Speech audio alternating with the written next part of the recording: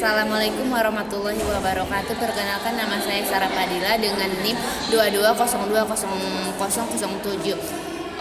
Prodi HES semester 7A, dan saya ingin menjelaskan sedikit mengenai buruh. Pada zaman Belanda, yang dimaksud dengan buruh adalah orang-orang yang bekerja kasar seperti kuli, mandor, tukang, dan sebagainya.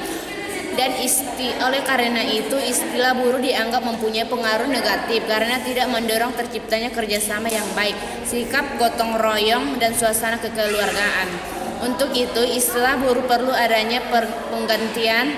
Untuk mendapatkan istilah baru yang sesuai dengan keinginan memang tidak mudah. Oleh karena itu kita harus kembali ke Undang-Undang 1945 yang pada penjelasan pasal 2 disebutkan bahwa yang disebut golongan-golongan ialah badan seperti koperasi, serikat pekerja, dan lain.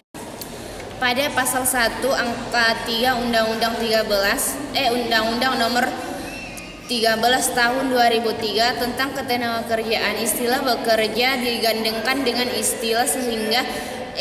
istilah buruh sehingga menjadi istilah pekerja atau buruh. Menurut Undang-Undang Nomor 13 tahun 2003, ketenagakerjaan menyebutkan bahwa pekerja buruh merupakan setiap orang yang bekerja dengan menerima upah atau imbalan dalam bentuk lain. B. Serikat pekerja atau serikat buruh. Dalam kedudukan sebagai warga negara atau pekerja buruh mempunyai posisi yang sama di hadapan hukum. Setiap pekerja atau buruh memiliki hak mendapatkan pekerjaan dan kehidupan yang layak, hak untuk mengeluarkan pendapat, hak untuk berkumpul maupun membuat organisasi serikat atau pekerja serikat buruh, seperti tertuang dalam pasal 28 Undang-Undang tahun 1945 tentang hak asasi pekerja atau buruh, dan telah diverifikasi oleh pemerintah Republik Indonesia. Konvensi atau ILO nomor 87 tentang kebebasan berserikat dan perlindungan hak untuk berorganisasi.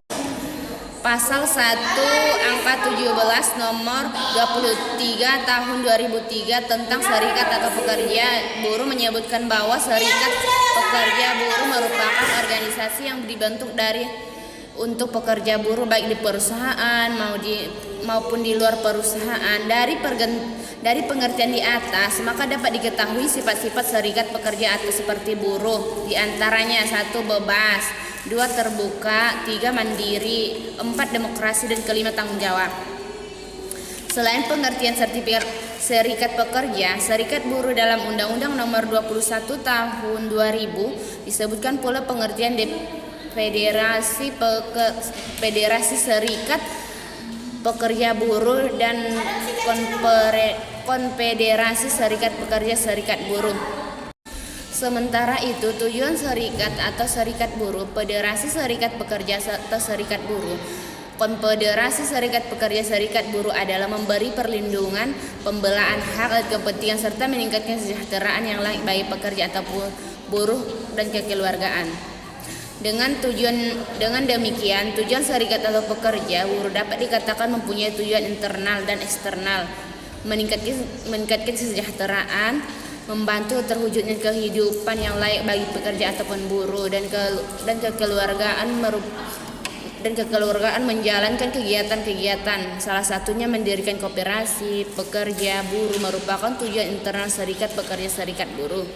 Sesuai pasal 4 ayat 2 nomor 21 tahun 2000, fungsi serikat pekerja atau serikat buruh, federasi serikat atau pekerja serikat buruh, dan konfederasi serikat pekerja atau serikat buruh adalah sebagai pihak dalam pembuatan perjanjian kerjasama dan penyelesaian perselisihan industrial, sebagai wakil pekerja buruh dalam lembaga kerjasama di bidang ketenagakerjaan sesuai dengan tingkatnya, sebagai sarana menciptakan hubungan industrial dan harmonis, dinamis, dan keadilan, sebagai sarana penyalur aspirasi dalam bentuk perjuangan hak dan kepentingan anggotanya, sebagai perencana atau pelaksana dan penanggung jawab pemogokan pekerja atau buruh sesuai dengan peraturan undang-undang yang berlaku, sebagai wakil atau pekerja buruh dalam memperjuangkan kepemilikan saham perusahaan. 2. Pembentukan serikat pekerja atau serikat buruh. Serikat pekerja buruh bebas membentuk jumlah anggotanya minimal 10 orang. Pekerja buruh tidak ada campur tangan dari pihak manapun perusahaan maupun pemerintah. Pembentukan serikat pemerintah atau pembentukan serikat pekerja atau serikat buruh dapat dibentuk berdasarkan beberapa sektor usaha. 1. Jenis pekerjaan atau bentuk lain sesuai dengan keinginan pekerja. Setiap serikat atau serikat buruh, federasi serikat pekerja atau serikat buruh, dan konfederasi serikat atau pekerja serikat buruh harus memiliki anggaran dasar dalam rumah tangga anggaran dasar dan anggaran rumah tangga sekurang-kurangnya harus memuat pasal 11 ayat 2 Undang-Undang Nomor 21 Tahun 2000. A. Nama dan lambang dasar negara asas dan tujuan. 3. Tanggal pendirian. 4. Tempat kependudukan. 5. Keanggotaan dan pengurusan. 5. Sumber dan pertanggungjawaban keuangan. Dan yang terakhir, ketentuan perubahan anggaran dasar atau anggaran rumah tangga. Organisasi serikat pekerja atau serikat buruh yang telah dibentuk selanjutnya wajib memberitakan pembentukan organisasinya kepada Dinas Ketenagakerjaan setempat.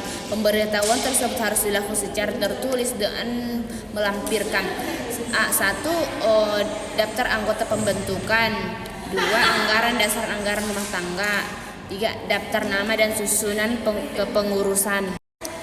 Pemberi kerja atau pengusahaan dalam pasal 1 ayat 4 Undang-Undang Nomor 13 Tahun 2003 tentang Ketenagakerjaan, pemberi kerja merupakan perseorangan, pengusaha, badan hukum atau badan lainnya yang memberi pekerja atau pekerja atau buruh dengan membayar gaji atau imbalan dalam bentuk lain.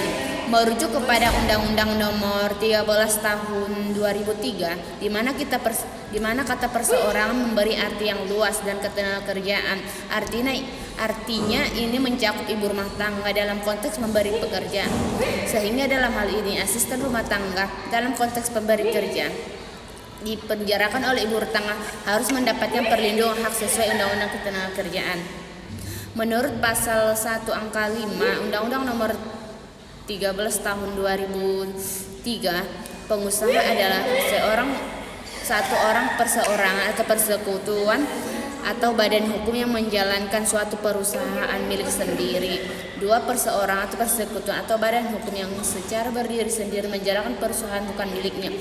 3. Orang perseorangan persekutuan atau badan hukum yang berada di Indonesia mewakili perusahaan sebagaimana dimaksud dalam huruf A dan B yang berkedudukan di wilayah Indonesia. Dalam pengertian pengusaha ini dapat diartikan kesimpulan bahwa orang yang menjalankan perusahaan bukan miliknya atau pengurus perusahaan termasuk dalam pengertian pengusaha. Artinya pengurus perusahaan disamakan dengan pengusaha atau orang pemilik perusahaan membantu dalam perusahaan ini.